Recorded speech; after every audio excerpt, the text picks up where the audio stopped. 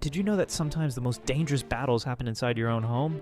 In his war tent, Riptor paces back and forth like a caged beast, his arms waving wildly through the air as rage fills every muscle in his body. George Reith is a coward, he screams at the top of his lungs, his voice echoing through the camp. His wife Mystica sits in her chair watching her husband act like a child who lost his first kill. I hate it when he acts this way, she thinks to herself, feeling tired and bored as she waits for her new toys to arrive. She fights back a yawn, but cannot hide it well enough. Am I boring you? Riptor yells from across the room. You are being a child and our son will die on the raid.